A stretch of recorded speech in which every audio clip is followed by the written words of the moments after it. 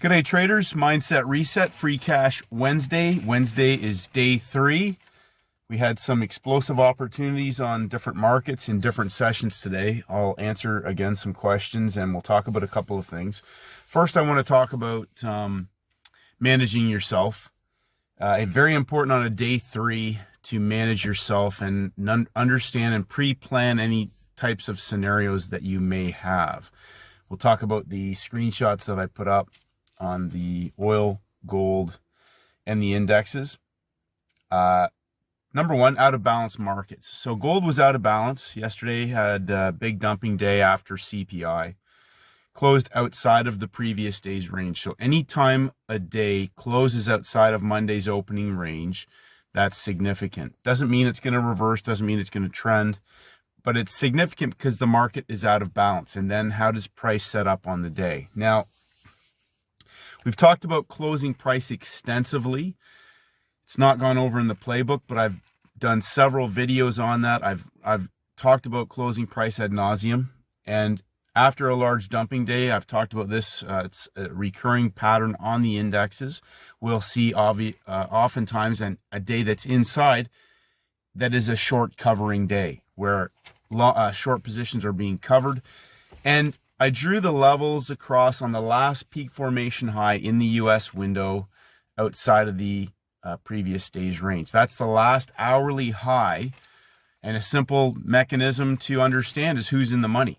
So if you go back and we go back to the CPI shorts that pumped up into closing price before dumping and breaking out of the low of the day level again, those are all traders that are in the money. There's only 3 things that markets do. I talk about this repeatedly, and I know that traders, a lot of that just kind of blows over and you miss it because there's so much you're trying to follow different markets. But the simple concept is this.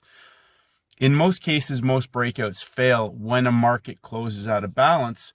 It will slowly auction back into that breakout level. Now, often that may be shorts covering their positions, large institutional players covering their positions. And so that level's significant in that if the market had broken down, there was no major red news today. If the market had broken down, made a lower low for a pump and dump back through closing price and low of day levels, it may have given us that type of setup. First hour put in a high and a low outside of the London range. Second hour opens and pins down into that low of first hour level. For coiling, parabolic, explosive move on the New York Open, higher high now. We're outside of that previous hourly range. We're making higher highs now in a market that is working its way back up into lower level shorts and to the breakout level from the previous day. Now, a question I got from a trader was, what type of setup is this? I will repeat this. There's only 2 types of setups. Dump and pump, pump and dump. That's it. So you have a thesis for the template that you're trading. Now it's day 3, so 2 types of scenarios. Okay, we'll talk about that as well while we're on that. Day 3. What is the signal, Stacey? The signal is that it's day 3. It's Wednesday. Monday's day 1. That's the opening range. Tuesday's day 2. We'll often see a range expansion on day 2, right? Closing price starts the week. We auction. Think about the auction process. Traders are getting caught chasing all these candles, which we'll talk about in a moment. But the signal day is day 3. We're either going to get a parabolic trend trade or a parabolic reversal trade. Now, closing price, if you are auctioning away, we had London session buyers off of closing price. So I've talked, Paul Tudor Jones quote, think of your entry price as last night's closing price, which means that if you're looking to short that market, you're shorting into a market that now on day 3 has had buyers come in at closing price. If you look back to the left, peak formation low in the US session, closing price is where a lot of institutional players may now have locked in the low. London bought that. We've made higher highs heading into the US window. It could be a dump and pump. What do we need to see a dump and pump? Higher highs on the inside. Did the market give us higher highs on the inside? Yes, it did. So what we don't want to be doing on a day 3 is counter trending a market that is, number one, either setting up or in a setup to go back and get the money, because it will grind you and blow your account out if you try to counter trend a day 3 market. So inside, the rule is if you're taking a trade from the inside, what does it need to be? It needs to be a parabolic setup. Higher highs, higher lows, coiling sideways, second hour, explodes New York open, makes a higher high again, coils sideways on top of that hourly high. Explosive move back up into the shorts from yesterday's US session.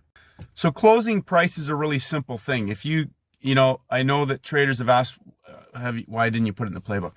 Okay, so I didn't put it in the playbook, but think about it in simple terms, is that number one, first red day is a day that closes below the open. So typically we'll see a range expansion, a pump day, a first red day, and that highest close now becomes a ceiling point for a first red day opportunity. Now, if the market breaks down and takes out the low of the week, traders are still looking for a first red day short, but we've already had that parabolic blow off either in Asia or London, and the market may now be reversing back inside. The same thing goes for our first green day. Now, a lot of traders asked me about first green day on the Canadian dollar. Now, I'm going to suggest for you to bring the Canadian dollar up on your chart. Take a look at this. First green day was on Friday, and you'll notice on Friday that the market reversed and made higher highs. So volumes trapped underneath closing price. They reverse later in the US session, closes as a first green day. Market pushes higher on Monday, makes a higher high, dumps down into the closing price of Friday, breaks down a little bit, coils sideways on day 2. Tuesday explodes vertically on the news, pulls back and gives a parabolic move back to the high of the day before breaking down later in the session back inside. Take a look at closing price from Friday, Monday, and Tuesday, and tell me what has really happened this week on the Canadian dollar. So when I talk about Fugazi and I talk about the opening time of a week and the market starts to auction from Friday's closing price, look at the entire week heading into Wednesday and tell me where the market has traded and tell me what the Fugazi is. Traders asked me if today was first green day. Look at the closing price from Friday, bring it right across, look at the closing prices for the entire week, and then look at today's price action, coiled sideways at closing price, breaking down at the beginning of our US 12 candle window, pumping up. Think of your entry point as last night's closing price for the parabolic dump. We had longs triggered at the high of yesterday. So when I talk about timings, levels, behavior of price, and I don't know what the market's going to do until we get there, that's because when you're looking at all the candle action and calling it different names and zigzags and different names that people are calling it, when in reality, the market hasn't even gone anywhere and it's still sitting inside of Monday's range, Monday's opening range, and the closing price is literally the same as it was on Friday. But we had low-hanging fruit underneath. We had longs triggered so we broke Monday's low and then went higher and broke Monday's high. That was the last level broke, and we have longs triggered into the market, breaking down, coiling sideways, lower low, just prior to our US session window. Now, contrast that with the US yen and the US Swiss, where the market is above closing price. So one trader mentioned to me, oh yeah, the US Swiss was the same. No, it's not the same. It didn't trigger breakout traders yesterday. We don't have a market coiling sideways that breaks underneath of closing price and pumps up into it, just like gold did yesterday on the news. If you're going to be trading looking for a reversal or trend trade on day 3, in those types of scenarios, as I've mentioned before, we want to get filled at or better than closing price. If we can't get that, and it's already, I need to be in a parabolic coil, hence the NASDAQ versus the DJ30 and the S&P. The S&P ended up right in the open, giving a scalp right off closing price to the lower low that was just made in the US, just heading into the US window, just took out the higher low of the London session. DJ30, however, though, contrast with that, was underneath closing price and pushing higher, and on the New York Open broke higher for a short squeeze, dump and pump explosive move. Now, if you can bring the Russell 2000 up on your chart, that was even better. Day 3, higher highs on the inside, dumping down into the first hour, coiling sideways for probably the best parabolic explosive move right off closing price, right at the open, for a huge, awesome, scalable opportunity.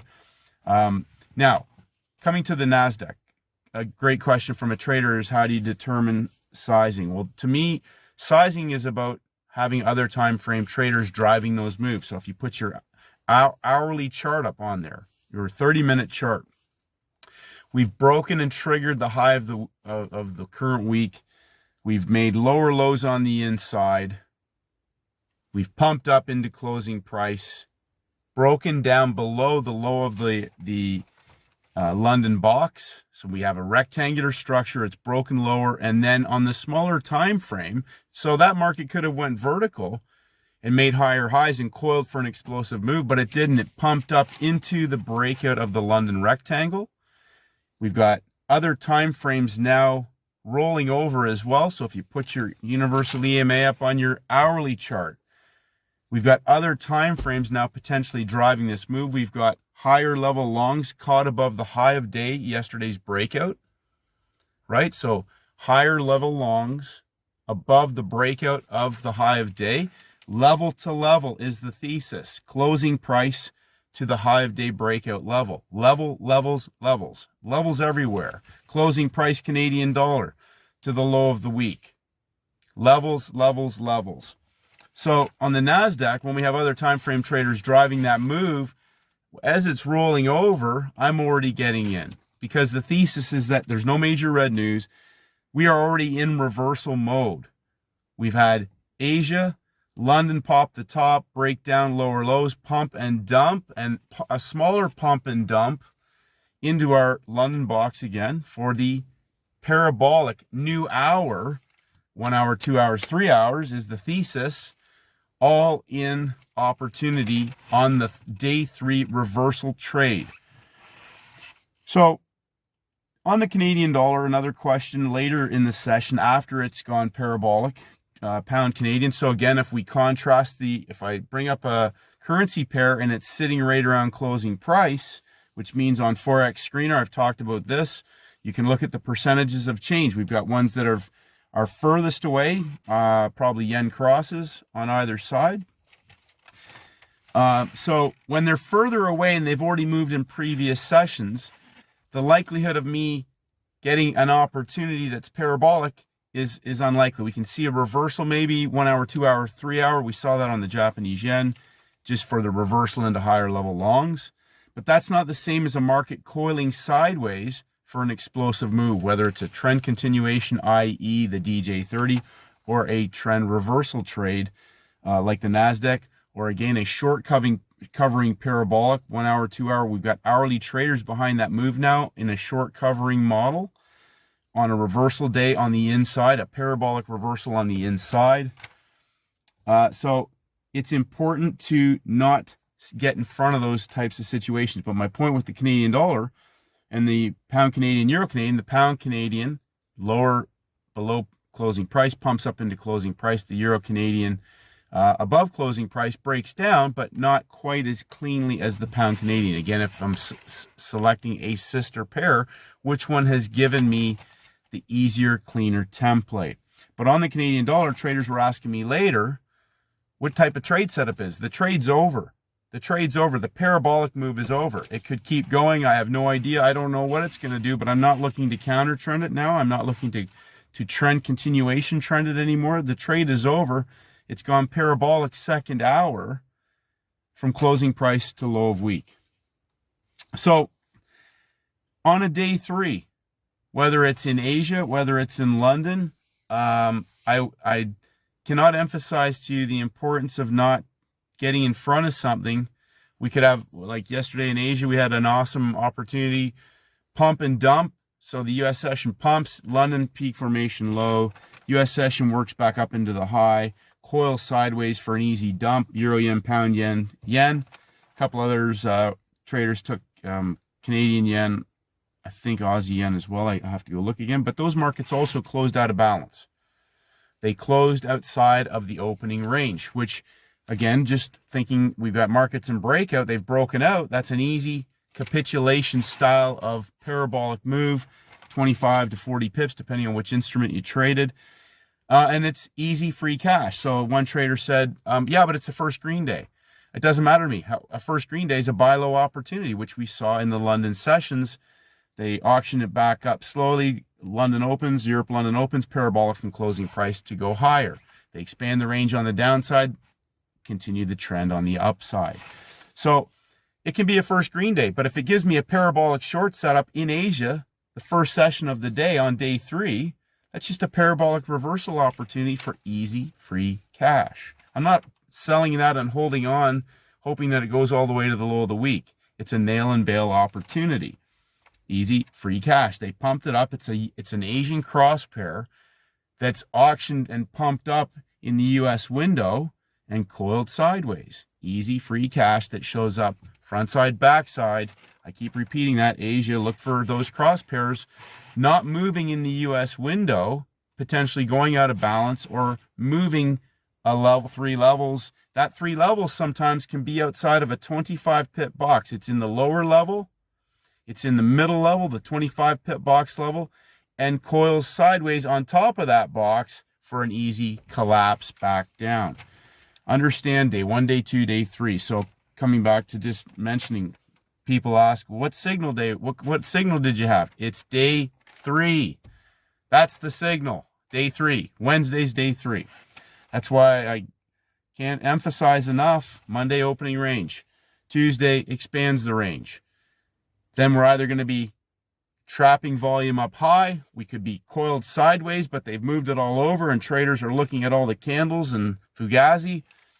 And nothing's even happened, i.e. the Canadian dollar, but it's given us a nice triggered longs coiled sideways for the parabolic short trade. Again, similar to the Asian session. So think about it this way. If you're trading in London or in New York or in Asia, this is a really important concept. I want you to understand this. When a market coils sideways at a level, not distended out, poking a level or triggering longs, triggering shorts, when it coils sideways, I don't care if it's outside of the high of the day, I don't care if it's underneath the low of the day on day 3 at the low of the week or the high of the week, or if it's coiled sideways at closing price.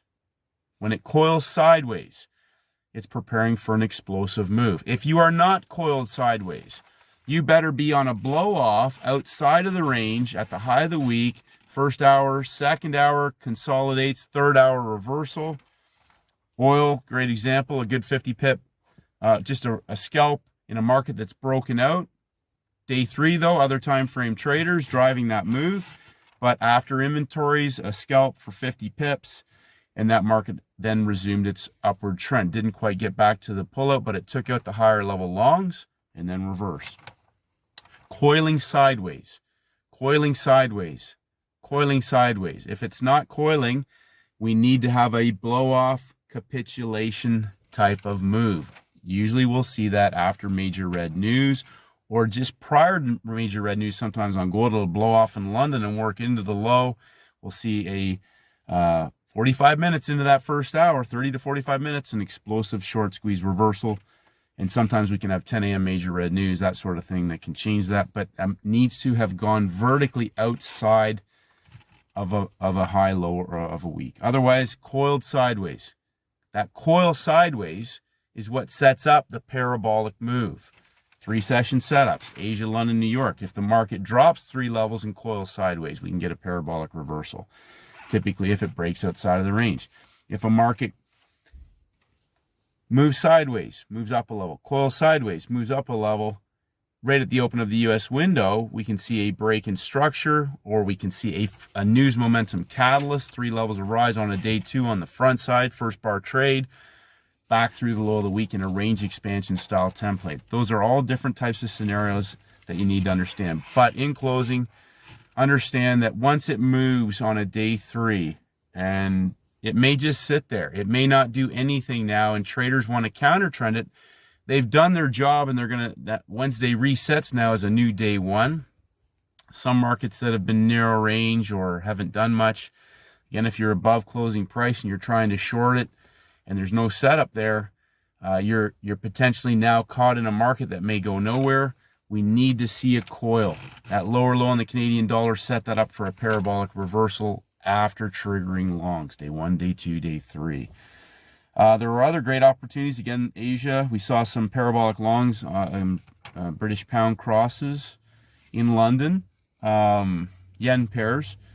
I haven't looked at everything, but the S&P, obviously, again, it was pumped up into closing price, gave a scalp only to the low of the day, whereas NASDAQ broke down and continued to go back into those higher level longs. Beautiful trade, awesome free cash Wednesday, and then locking it in, getting off the screen. So just really emphasize, some traders are still at the screen today. Again, I never judge. I don't care. I know there's closing range of the indexes, all those sorts of things, and opportunities later.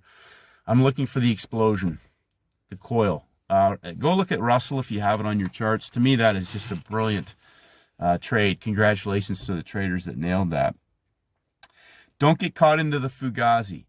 Don't get caught into the Fugazi. Canadian dollar, again, go study that. That's just closing price 3 days in a row sideways, and traders are looking, for first green day and all that. It's not. It's nothing there, but it coiled sideways today, which, again, you can go onto Forex Screener. You can look at markets that are percentage highest breakout for the week, percentage lowest breakout for the week, or percentage almost zero.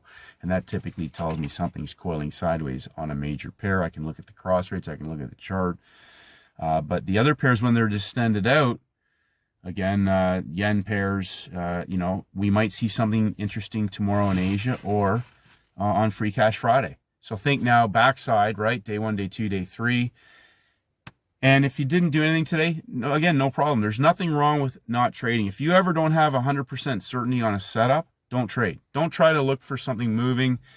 Try and pre-plan all the opportunities that you have. If you pre-plan just 1 or 2, shut everything else off, pre-plan them, draw your levels, have your hypotheticals as the market is setting up, no major red news. These are the levels where I would love to sell. How does price behave when it gets there? Does it give me any break in structure? For example, gold. Okay, well, we don't really know what it's going to do, but how did it behave? First hour puts in a high and low, and we're still sitting on top of the London session. Well, there's your first clue. Little pin hammer at the low of the first hour. Second bar, we're into the second hour. It's going parabolic now, right into the open. Higher highs, 50 pips for the first hour, second hour traders. Dumps down after the open, back into that breakout. Coils again. So there are opportunities for 50, right into the open, 50 at the end of the hour. Back up, 1 hour, 2 hours, 3 hours. Think like that. First hour, still going up. First hour, still going up. No break in structure. No breakdown and pull it back for a pump and dump template.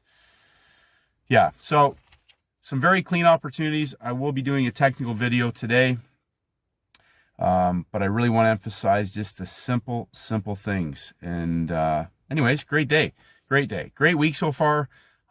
Free Cash Friday is coming, and I have a feeling we will get some great opportunities. We have first hour news on Friday, as well as 10 a.m. So it could be an interesting day and an interesting opportunity again to be looking at Asia and London the next 2 days to see how those markets set up. Asian pairs, London pairs, they could offer us some great trades without any major red news in the way. Clean schedule, again, just vertical moves that can be nail and bail over in 30 to 45 minutes, easy free cash. Keep it simple, traders. Keep getting better, 1% better every single day. These markets have been giving us the gifts over and over and over again. Have a great day, and may the markets go with you.